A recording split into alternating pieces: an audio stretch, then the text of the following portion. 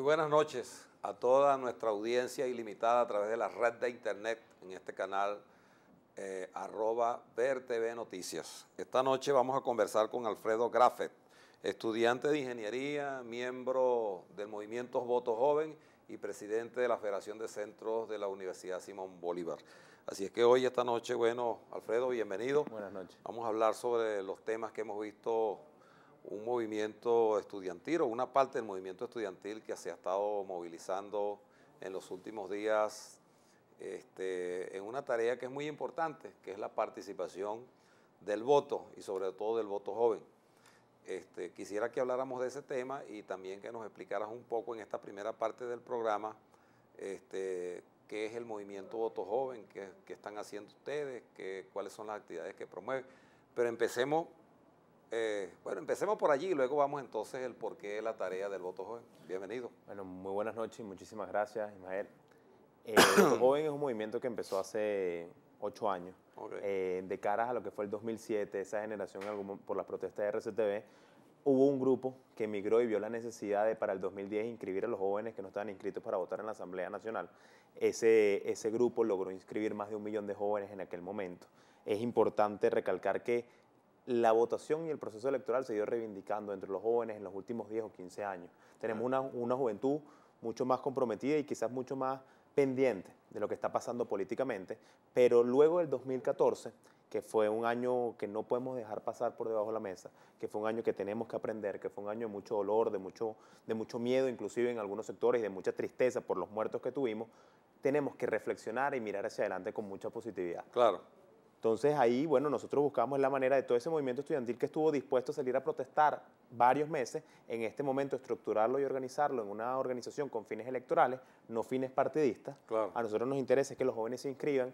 Tenemos hoy una brecha de 1.900.000 jóvenes fuera del registro electoral. Y eso 1.900.000. 1.900.000 entre 18 y 25 años. Las edades claves entre 18 y 20 años, 1.100.000 jóvenes. Eso lo indican, por ejemplo, Roberto Picón, que ha estado estudiando sobre este tema. Claro. Es importante que nosotros, y algo que nos comentan, no lo restringamos a los estudiantes, sino esto es un tema juvenil. Claro, de los jóvenes del país. Ser joven no es solo ser estudiante. Claro, ser joven es trabajador, claro, ser joven es ser emprendedor. Claro. Hay jóvenes que ya son cabezas de familia. Claro. A ellos va este mensaje también. Claro, y sobre todo porque la juventud de este país, nuestra juventud en cualquier sector de la sociedad o segmento que ella ocupe, hoy cuando ese asunto de la gente que se va del país, de la migración, es producto de que cuando un joven se para frente al país y dice, me estoy graduando de ingeniero, voy a ser médico, abogado, después ¿qué voy a hacer? ¿Cuál es el futuro de mi país? ¿No? Entonces, bueno, el futuro inmediato yo creo que es votar, porque votando a través de la Asamblea Nacional, y de eso vamos a hablar un poco también, se pueden lograr o se puede iniciar el gran cambio que los venezolanos aspiramos. Ahora, teniendo esas cifras, ¿qué tareas están haciendo ustedes en el país? Un poco los veo a través de las redes sociales, lo que ustedes colocan allí, porque hoy tenemos una gran limitación del punto de vista mediático y tenemos que hacer, como decían allá en mi pueblo, de tripas corazones, inventar para ver cómo nos comunicamos con la gente, y veo que ustedes son muy activos. ¿A qué sectores van? ¿Qué están haciendo? ¿Qué han logrado? Bueno, aquí hay que arroparse hasta donde llegue la cobija. Y en temas mediáticos, los jóvenes, si bien es cierto que hay un cerco, y claro, que en las campañas no son de canales de televisión o de prensa escrita masiva, los jóvenes tenemos la capacidad de irnos desde lo más básico, que es la pinta en la pared, el volante, hasta aplicaciones en celulares. O sea, hay un espectro que hay que saber ahí sincronizar, pero sin perder nunca, porque la asamblea, el cuerpo a cuerpo, ¿no? Conversar con la gente. La tecnología, y es algo que a veces pasa en la política, aísla al activista de la gente. No, yo tengo esta aplicación web. Bueno, nuestra labor es sí, hay una aplicación que usted la puede buscar, inscríbete y vota, claro, donde identifican los puntos electorales, pero nuestra labor ha sido una estructura que está ya en casi todos los estados del país, bien, porque la política no es solo en Caracas, la claro, política es nacional. Claro. Una estructura, por ejemplo, en Táchira, no solamente están en San Cristóbal, están en Lobatera, están en La Fría, en el estado de Aragua no solamente están en Maracay, también están, por ejemplo, hacia otros municipios al sur, cerca de Urdaneta. Ahí hay trabajo. Vi ayer una actividad que estaban realizando en el municipio de José Félix Rivas. En La Victoria. Sí, ahí hay trabajo. En Oriente los tenemos, en Sucre los tenemos, en Manzuategui. Al final, las campañas que nosotros hacemos y el activismo tiene un hilo central que es hoy, en esta etapa que estamos, promover la inscripción, decir que si usted tiene 16 años se puede inscribir, no tiene por qué tener los 18 cumplidos, decir cuáles son los puntos donde los puede hacer y también invitar a la gente a participar en el proceso de elecciones primarias. Eso no casa con ninguna tendencia partidista, Claro. porque hay primarias ahorita en mayo de la MUD y hay primarias en junio del PSUV. Lo importante es nosotros promover la democracia, porque al final en Venezuela los que no apuestan en la democracia se rebelan solitos. Entonces con activismo como este uno los deja en evidencia. Así es. Bueno, ustedes, tú formas parte del movimiento estudiantil. A mí me correspondió en una oportunidad, todavía en el 2007, estábamos allí en esa puja planteándole al gobierno la necesidad de no proponer esa reforma constitucional y surgió un movimiento estudiantil del que salieron muchos jóvenes que han jugado un papel importante, como hay otros que no lo han hecho tan bien. Pero bueno, no vamos a entrar en esos detalles. Lo que te quiero decir es que no solamente fue en el 2007, sino que ha sido en estos años, en el 2010, en el 2014, y ha ocurrido en la historia de Venezuela. Ustedes como joven y tú como dirigente joven de este país, ¿qué perspectivas ves tú y por qué tú crees que es importante tener una mayoría sólida en la Asamblea Nacional? Bueno, lo primero es que los estudiantes del 2014 no creamos que nosotros inventamos las protestas estudiantiles. Aquí hay una tradición juvenil que no se limita a la izquierda o a la derecha, que no se limita a ricos o pobres, tiene la generación del 28, tiene el caso del 57, tiene las protestas en los 60 y 70, es decir, el movimiento estudiantil, y a veces un error en el que caemos nosotros, es decir, que empezó en el 2007. Así es. El movimiento estudiantil venezolano está, por ejemplo, desde 1814. Claro. Entonces, en ese sentido, entender que además luego uno analizar las protestas estudiantiles, La guerra de la independencia eran jóvenes. la violencia no la lleva a ningún lado. El 27 de febrero del 89 había una situación de fractura socioeconómica que luego desencadenó un desenlace violento el 4 de febrero y luego en noviembre y no llevó a ningún lado. Claro. En abril del 2002 hubo una situación conflictiva que desencadenó la violencia y no llevó a ningún lado. En el 2014 hubo violencia y no llevó a ningún lado. Si nosotros como venezolanos no aprendemos que la violencia no nos conduce a los cambios positivos, nosotros estamos condenados a cometer los mismos errores. El año pasado, en el 2014, aquí había gente que estaba inspirada por Ucrania. No, que Ucrania, que Ucrania, que Ucrania. Venezuela no es Ucrania, Venezuela no es Egipto, Venezuela no es Libia, pero sí tenemos que aprender. Hay grupos de lado y lado en los extremos que apuestan a la violencia porque saben que así nada cambia. Claro.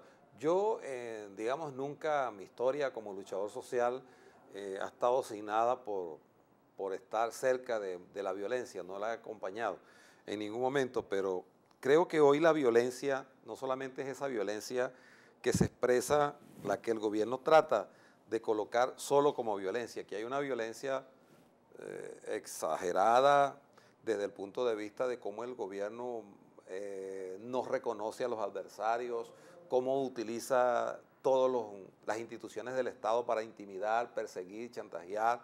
Es violencia también cuando no se permite que se expresen quienes piensan distinto al gobierno y el gobierno va cerrando todas las posibilidades de estar en los medios de comunicación.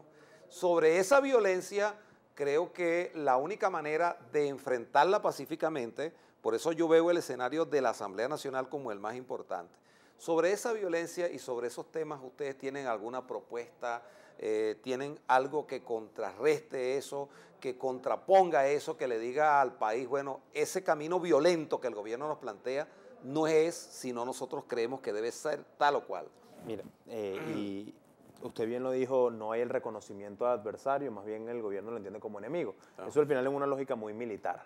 El gobierno todo lo intenta enmarcar en batallas, en guerras, en Estado Mayor, en ese escenario, y a veces grupos que se enfrentan a él cometen el error de asumir el mismo discurso. ¿Cómo enfrentan al gobierno? No, vamos a la batalla tal contra el gobierno. Mira, el gobierno es el militar y es el violento. Nosotros la primera propuesta es definirnos como civiles y como demócratas. Ahí es que Voto Joven se enmarca. Pero lo segundo es también desenmascarar cómo funciona el gobierno nacional. El gobierno nacional inventa una crisis, la guerra económica, e inventa una solución, el Estado Mayor para la guerra económica. Sí. Al final, eso no resuelve nada. Claro. ¿Cuál tiene que ser nuestro discurso? Mire, eso está en las encuestas de opinión. Inseguridad, inflación y escasez. Corrupción es el tercer puesto ahorita. ¿Cómo la Asamblea lo resuelve? Bueno, la corrupción se puede atacar a través de la Contraloría que hace la Asamblea. La inflación y las políticas económicas, hay comisiones de desarrollo social. El tema de la seguridad, el tema de los ejércitos, el tema del Esequibo. Está la Comisión de Seguridad y Defensa. Nuestros ciudadanos a veces lamentablemente no conocen el valor político que tiene la Asamblea para los venezolanos. No es sencillamente un lugar de dar discursos, Claro. que bastante decadencia ha habido, porque aquí Claro. la Asamblea tiene que ser un modelador, Claro. tiene que haber el discurso que ejemplifique, el discurso que enseña al país a cómo hablar. Que no es precisamente lo que expresa Diosdado Cabello, ¿no?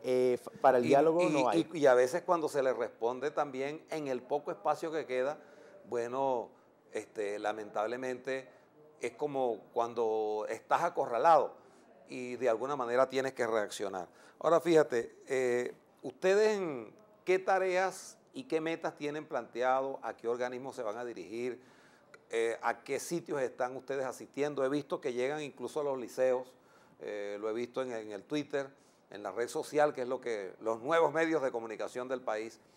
¿Cuáles son las tareas que ustedes tienen y cuáles son las aspiraciones y las metas que persiguen? Bueno, nosotros dividimos nuestro trabajo para este año 2015 en 4 etapas. La primera, inscripción en el registro electoral. Eso hace ubicar poblaciones objetivas entre 16 y 21 años de personas que puedan inscribirse, jóvenes que puedan inscribirse. Evidentemente pasa por ir a los liceos, pero pasa por ir a los polideportivos, pasa por ir a las universidades, pero también pasa por ir a los colegios universitarios. O sea, es tener un discurso donde sabemos que hay jóvenes, explicarles dónde se pueden inscribir. Por ejemplo, en la colonia Tovar, que es el estado de Aragua, ahí no hay puntos móviles siempre, como pueden haber en los metros de Caracas. Explicar en que la biblioteca de la colonia Tovar allá pueden acercarse a inscribirse diariamente. Es decir, ese discurso cercano, esa es la primera etapa. Claro, pero fíjate una cosa, en la colonia Tovar te informo que la colonia Tovar, el casco es un casco fundamentalmente turístico y los colonieros van a ese casco solo los fines de semana a colocar sus productos.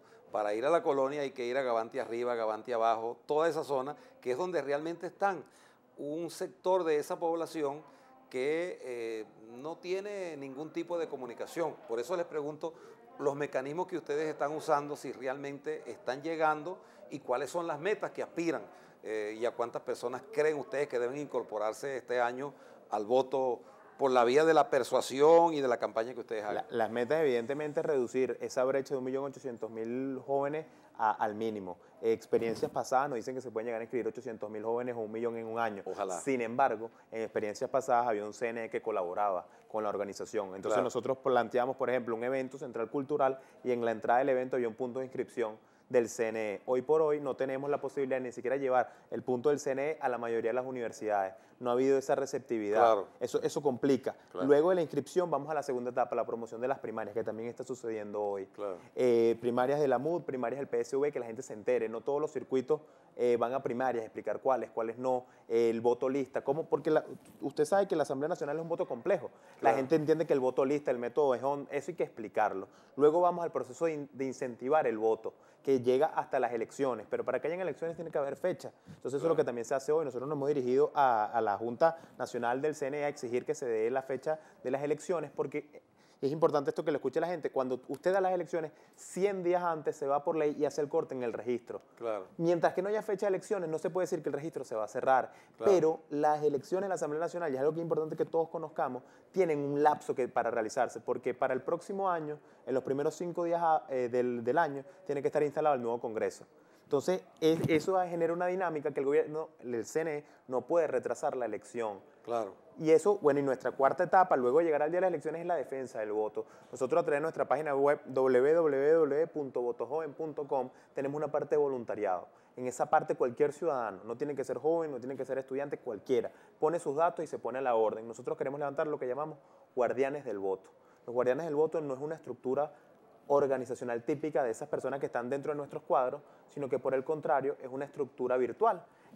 Nosotros hoy no tenemos la capacidad de tener un sistema de mensajería de texto como el de un partido, pero claro, si Ismael García pone sus datos y dice yo estoy dispuesto a colaborar, nosotros claro, le mandamos 7 números de 7 chamos que estén entre 18 y 20 años. Le decimos, señor Ismael García, por favor, mándele mensaje a esta gente invitándolos a inscribirse. Claro. Y así vamos generando un voluntariado, vamos generando una colaboración, porque lo que sí tenemos los jóvenes es que podemos levantar mucha ayuda. La gente se solidariza, genera empatía y colabora. Claro. Fíjate, ya en la parte final del programa, quisiera que diera, bueno, ya has dado algunas direcciones de cómo comunicarse con ustedes, has dicho algunos eventos que tienen que hacer, pero también hay que decirle a la gente, y yo creo que se los propongo que lo metan en su planteamiento, que es que el gobierno desestimula la abstención. Y eso tiene que ver con un conjunto de eventos. Primero, que los jóvenes no se inscriban. Los jóvenes son, digamos, esa es la materia prima de la reverdía, de donde uno se inicia un camino, donde aspira a una vida, y por supuesto todos los jóvenes son, digamos, llevan esa carga de reclamo permanente, y votan siempre por los cambios. Muy difícil que un voto de joven sea un voto conservador. Ustedes, digamos, no creen que cuando la señora Tibisay Lucena está diciéndole a la gente por los medios de comunicación, ayer revisamos 10 millones de firmas y vimos que solo tenía 1.3, sabemos que eso es una mentira, pero mucha gente dice, allí está, fíjate, ella está con el gobierno, entonces eso desestimula el voto. Y además las cadenas y el abuso que el gobierno hace frente a todo el pueblo, y no es lo mismo que se le permite a los sectores que lo adversan para participar en las cadenas. Entonces yo quisiera, les propongo que no dejemos que desestimulen la posibilidad de que la gente se exprese. ¿Qué piensan ustedes hacer en esa dirección? De nuestra experiencia en los últimos procesos electorales hemos evidenciado que cualquier irregularidad sucede a partir de que el ciudadano no vote. Cuando el ciudadano no llena su renglón y no pone su firma y su huella, eso se presta a voto asistido, voto de cualquier persona. Es decir, la mejor forma de que usted no le roben su voto es que usted lo ejerza. No ejercerlo como mecanismo de protesta por la trampa es facilitar cualquier irregularidad. Claro. Eso es lo primero. Pero lo segundo, y el mensaje de cierre, es que ante el miedo tiene que haber organización.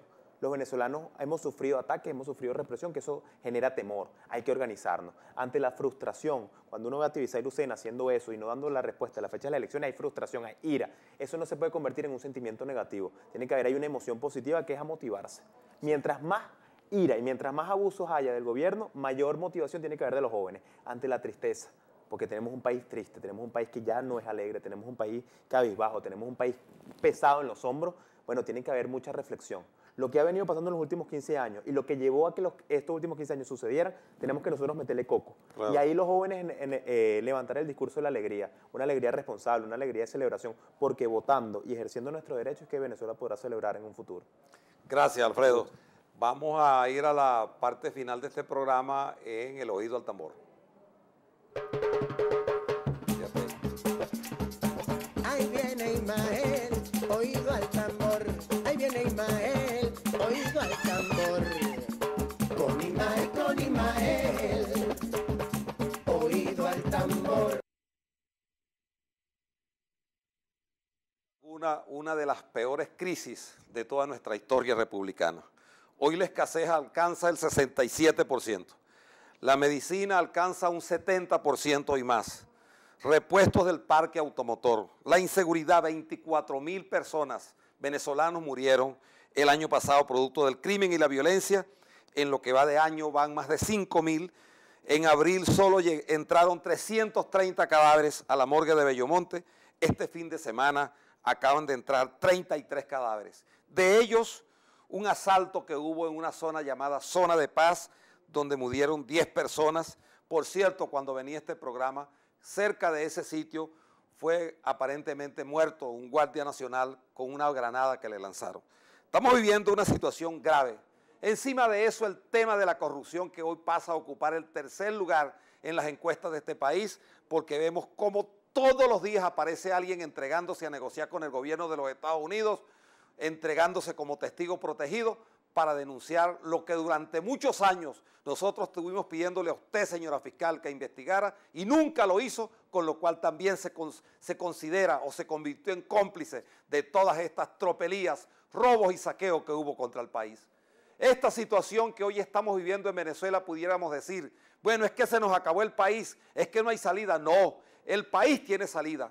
Fije la fecha, señora Tibisay Lucena, porque este país ya se cansó, para que le pongamos nombre y apellido al día de las elecciones parlamentarias, y cuando vengan las elecciones en este país, empieza el cambio porque la Asamblea podrá, como decía Alfredo Grafe en el programa de hoy, podrá investigar, podrá controlar el Estado, pero también podrá exigir y castigar a aquellos magistrados, a aquellos jueces que no cumplan con sus funciones, y podrá investigar la corrupción galopante que ya es inaguantable en este país. De tal manera que solo estamos esperando por el día de esas elecciones para que salgamos de esta tragedia histórica y Venezuela se enrumbe a un cambio definitivo, y eso será el día de las elecciones parlamentarias, se inicia el cambio en Venezuela. Usted tiene la palabra, señora Tibisay.